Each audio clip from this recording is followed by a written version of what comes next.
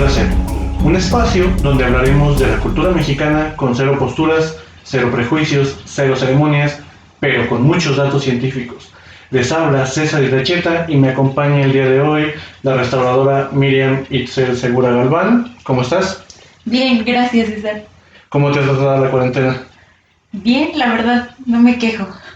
¿Está bien? Pues la verdad creo que nos ha dado la oportunidad como de hacer otras cosas que no teníamos chance. En mi casa, por ejemplo, ya hicimos carpintería. En tu caso te mudaste de casa, cosa que no se pudo haber hecho de manera más sistemática en otra ocasión, pero creo que está bien. Mira, el día de hoy vamos a hablar de algo que poco a poco podremos volver a hacer en esta llamada nueva normalidad, ¿no? Que es el turismo, ¿no? Me imagino que te gusta viajar.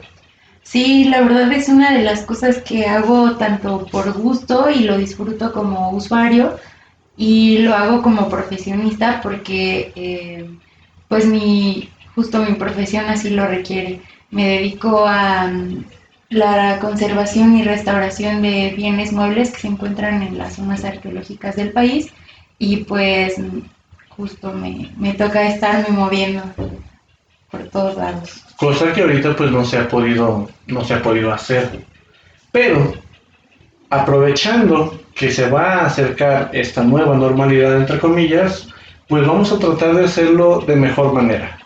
No, hace un tiempo se hacía un turismo diferente, tal vez un poco más caótico dentro de mi percepción. ¿Tú cómo lo ves desde la parte de conservación de un inmueble arqueológico? Bueno, al estar trabajando en diversas zonas arqueológicas del país, me ha tocado ver cómo la afluencia de visitantes se incrementa en algunos años, en épocas específicas del año, sobre todo en verano y en el inicio de la primavera. Y esto, bueno, pues sabemos que genera repercusiones negativas en el patrimonio porque se sobrepasa la capacidad de carga de los sitios para recibir a los visitantes. Algunos sitios, por ser muy grandes, muy amplios, tienen la capacidad de soportar una cantidad de gente estipulada. Pero, como son sitios tan conocidos, a veces se llega a sobrepasar esa capacidad. Un ejemplo, Monte Albán, que me tocó trabajar en Monte Albán, tiene una capacidad de carga de 3,000 personas en una hora. Hubo épocas que se llegaron a contabilizar 5,000 personas. Uno creería que no es tanto, pero estamos hablando de ruinas arqueológicas. Claro que es tanto. Pasa lo mismo a zonas como Chichén Itzá o a zonas como Teotihuacán. Pero vamos a hablar un poquito del turismo en el país, que es una de las principales vías de economía de México, ¿no? Y esta es una entrevista que se le hizo al secretario de Turismo hace un tiempo. Y dice así: a pesar del protocolo de reactivación que ya lista el gobierno, la industria turística mexicana aporta el 8.7% del PIB, el Producto Interno Bruto, el cual no se recuperará por completo hasta el 2023. Eso quiere decir que tenemos que reactivar esta parte.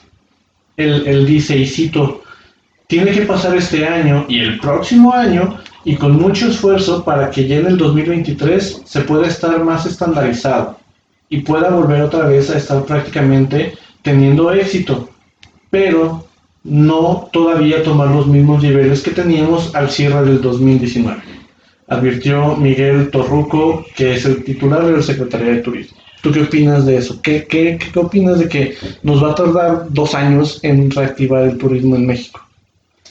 Pues yo creo que es algo preocupante para todos, pero que está en cada uno de nosotros ayudar a que esta recuperación del turismo nacional se dé y todos podemos aportar un poco siempre y cuando hagamos un turismo diferente al que estamos acostumbrados y lo hagamos con un poquito más de conciencia. Bueno, mira, México en el 2019, te platico, se consolidó como uno de los 10 países más visitados en el planeta, al recibir un total de 45 millones de turistas en el año. ¿Te imaginas esa cantidad de gente? Y trajo consigo una derrama económica de 24.563 millones de dólares. Eso se prevé que iba a ser un crecimiento del 9% anual. Números, bla, bla, bla, bla, bla. Es un montón de turismo. En resumidas cuentas es muchísimo turismo. Pero viene otro lado de la moneda. Citando a un experto en gestión del patrimonio que se llama Miguel Ángel Troitiño, que es español, nos dice algo bien interesante.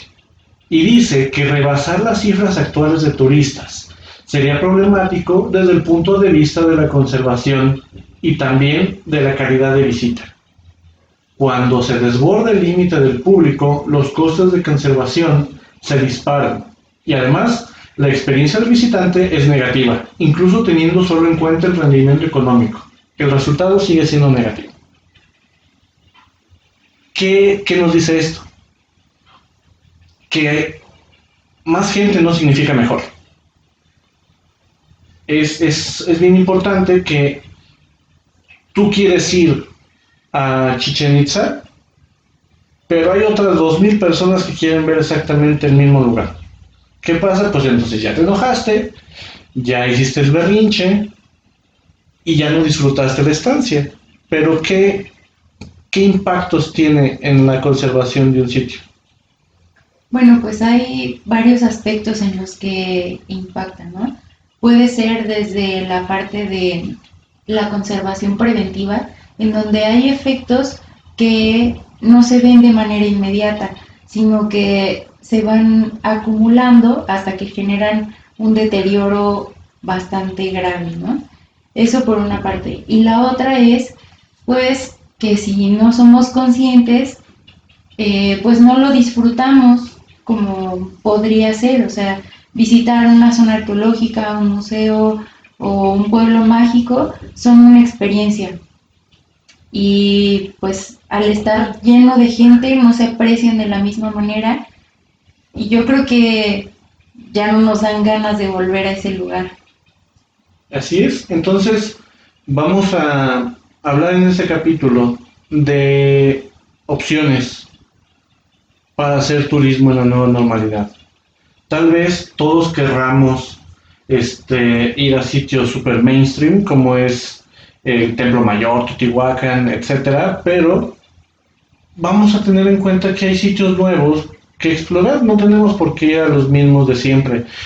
Hay un autor chileno que nos dice que el turismo a veces te da estatus, ¿no? Porque no es lo mismo tomarte una selfie que tomarte una selfie con Chichén Itzá de fondo. Obviamente eso te da cierto estatus, pero estás dañando al patrimonio de cierta forma, ¿no?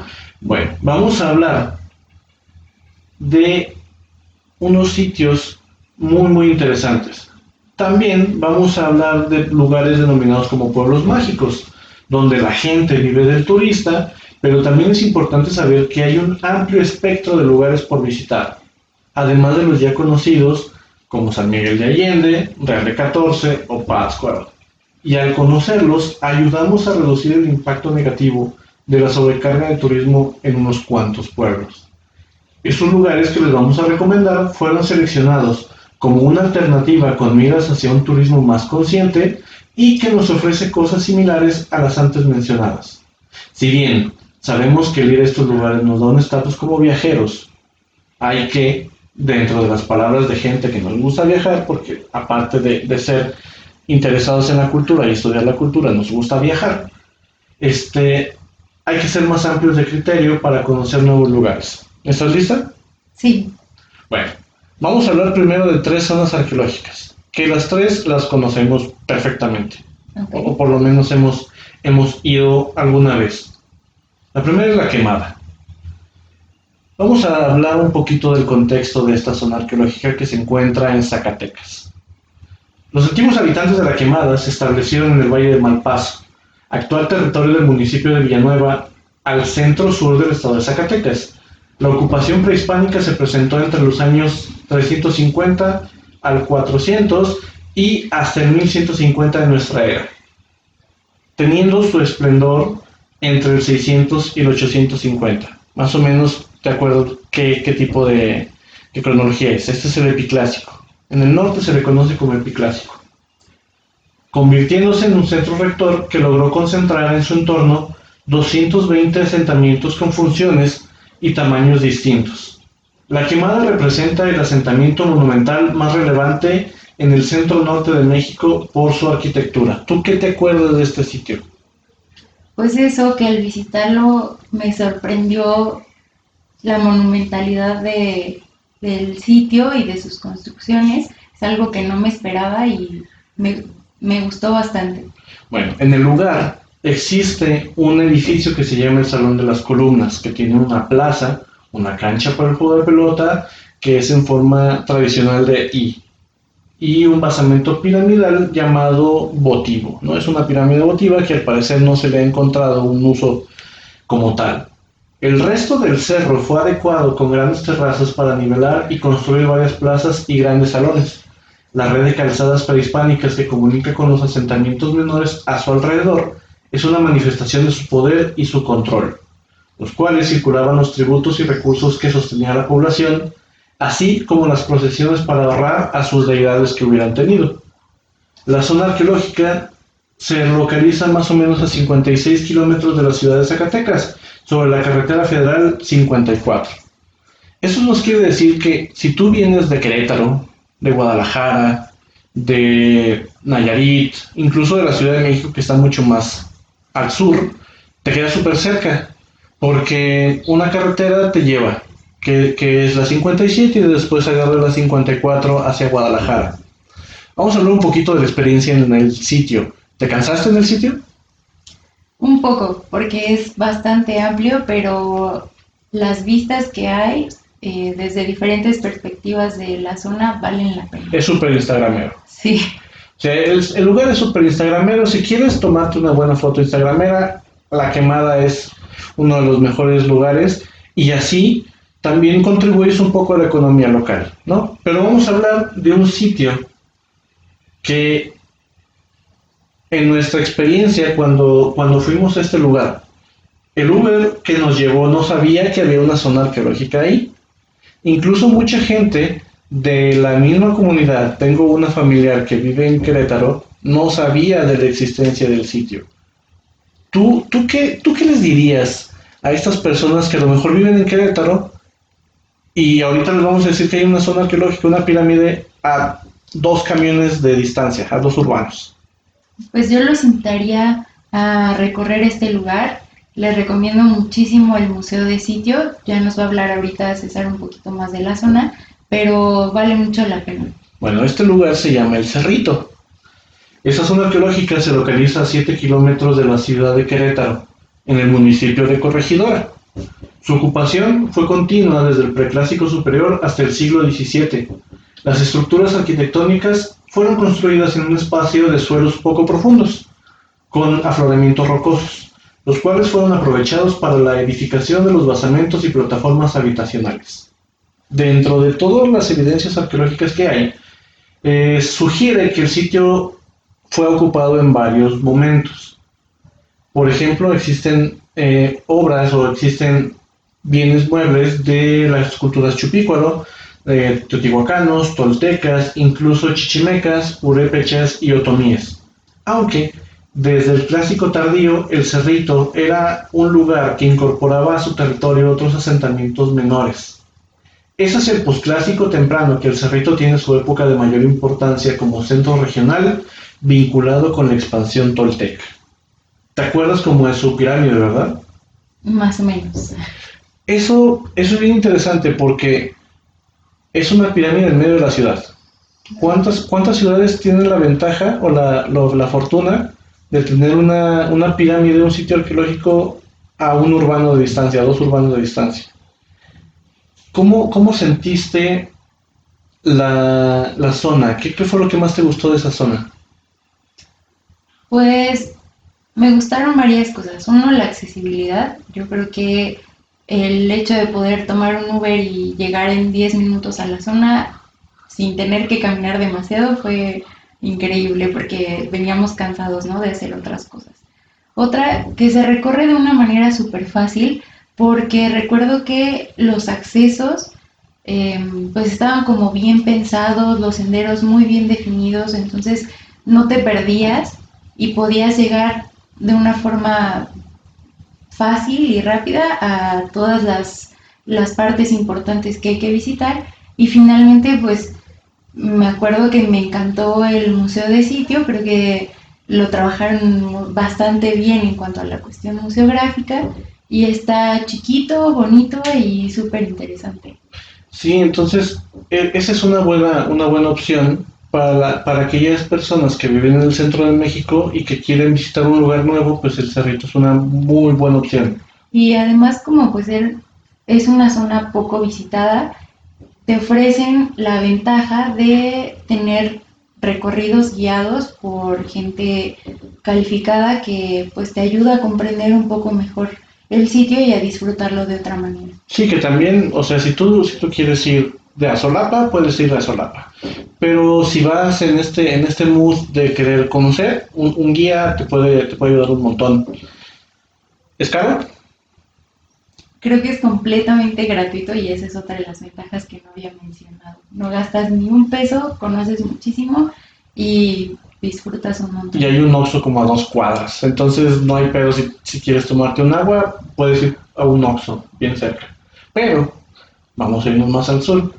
Vamos a la zona maya, ¿no? Todos conocemos que Maya es igual a Palenque y a Chichen Itza. Ahorita Tulum, que está de moda, ¿no?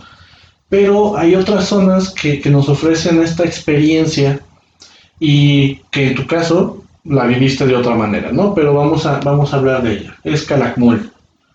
La extensa urbe prehispánica conocida actualmente con el nombre de Calakmul significa dos montículos adyacentes o dos montículos cercanos, ¿no? Esta zona arqueológica fue reportada y nombrada por el explorador norteamericano Sirius Lundell a finales de 1931. Desde entonces se han llevado a cabo diversos trabajos de exploración e investigación con el fin de conocer la extensión, los orígenes y la historia de este asentamiento maya. Hoy sabemos que durante los años 250 a 700 Calakmul fue el centro del llamado Reino de la Cabeza de Serpiente, el cual conjuntaba diversos sitios de las tierras bajas mayas, como Dos Pilas y El Naranjo, además del Caracol. Llegar a este último, en el año de 500 fue el principal aliado de la zona, en los enfrentamientos con la que fue su eterno rival, que fue Tikal. Las investigaciones más recientes han concluido que Calakmul es la ciudad más importante del clásico maya, junto con Tikal y también Palenque, y encabezaban la organización política de las Tierras Altas. Los estudios jeroglíficos han dado cuenta de una historia de guerras entre Calakmul y Tikal por casi un siglo de historia, lo que habla de su rivalidad política entre estas ciudades. ¿Qué opinas del sitio? Yo no lo he visitado, lastimosamente no lo he visitado, tú trabajaste ahí. ¿Qué opinas de Calakmul? Bueno, el año pasado, a finales de noviembre, me tocó estar trabajando por allá. Estuve un par de semanas y la verdad es que fue tan intenso el trabajo que no nos dimos la oportunidad o el tiempo de visitarlo como cualquier otro usuario, ¿no? Pero es un sitio imponente, la verdad es que no es tan accesible, pero tiene dos cualidades principales que lo hacen súper interesante.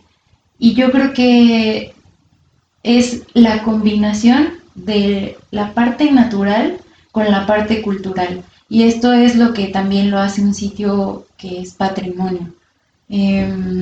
No solo es cualquier zona arqueológica, sino que tiene cualidades por su historia, por su técnica constructiva, por la monumentalidad de sus edificios y por la calidad artística de sus pinturas murales y sus relieves, que lo hacen muy importante y que pocas personas tienen la oportunidad de conocer. Y por los araguatos. Chingos de zaraguatos. Sí, pero tiene justo eso. Tu recorrido no solo se centra en ir viendo estructuras o piedras, o sea, se compone de un escenario natural con una diversidad impresionante de animales y eso es lo que hace súper interesante a Calakmul, que su entorno se combina perfectamente con la parte cultural y esto te brinda una experiencia increíble. Ahí tenemos tres ejemplos de zonas arqueológicas que, si bien esta última, como dice la restauradora Miriam, no es accesible porque hay que ir a un largo camino desde, me imagino, desde Escárcega o desde Chetumal. Y pues es complicado llegar ahí porque tienes que internarte en el corazón de la selva. Te sientes explorador, o sea. Sí, no es un lugar fácil de visitar porque incluso es peligroso quedarte ya hasta tarde porque puedes perderte, pero si vas acompañado o con un guía, se vuelve una experiencia maravillosa. Bueno, ahora vamos a hablar de pueblos mágicos. Si bien existen infinidad de pueblos mágicos en México, te vienen a la mente por lo menos 4, ¿no? 4, máximo 5. Entre ellos San Miguel de Allende, Real de 14 aquí en San Luis Potosí, Mixquic o Pátzcuaro, ¿no? Que son los sitios o los pueblos mágicos que vas al Día de Muertos o vas a tomarte un Starbucks a San Miguel de Allende. Pero existen más, o sea, tenemos una amplia variedad de pueblos mágicos, entre ellos 3 que vamos a hablar, ¿no? ¿Estás lista? ¿Quieres conocer 3 pueblos mágicos? Por favor, porque de esos conozco muy poquitos. Bueno, vamos a hablar primero de Valladolid. Si estamos en el área maya, vamos a ir a Valladolid. Este lugar se encuentra muy cercano a Chichén Itzá, esa es una desventaja. Pero es una de las ciudades más antiguas de la península de Yucatán y actualmente es uno de los 2 pueblos mágicos yucatecos. Valladolid es fascinante en toda la extensión de la palabra. Sus calles tranquilas y llenas de vida albergan recintos históricos, casonas, museos, hotelitos, mercados, fuentes, tiendas y puestos de helados y antojitos, porque la verdad se siente un chorro de calor. Parques y otros rincones que explorar. Esta ciudad fue fundada en 1543 por el mismísimo Francisco de Montejo y antiguamente estaba habitada por los capules en un sitio conocido como Chahuac-Ja, que era parte de un cacicazgo maya. En la época de la Guerra de las Castas, más de 20 familias se salieron de Valladolid hacia Cozumel y repoblaron lo que conocemos hoy en día. Valladolid es la segunda ciudad en importancia de Yucatán y la más antigua del estado. Centro regional de las artesanías Sasí.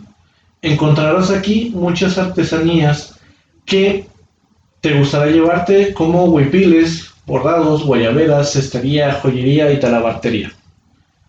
Para consentir el paladar, encontrarás restaurantes locales que ofrecen delicias yucatecas. ¿Has comido comida yucateca? Sí. ¿Cómo qué? Pues la cochinita. La cochinita pibil, puchero, Marquesita. una marquesita, que eso es un poco más actual, pero sigue siendo yucateco per se. Pero puedes encontrar aquí pipián de venado, salbutes, panuchos y papazules, queso relleno, cochinita pibil, puchero de gallina y frijol con puerco. En fin, hay de todo.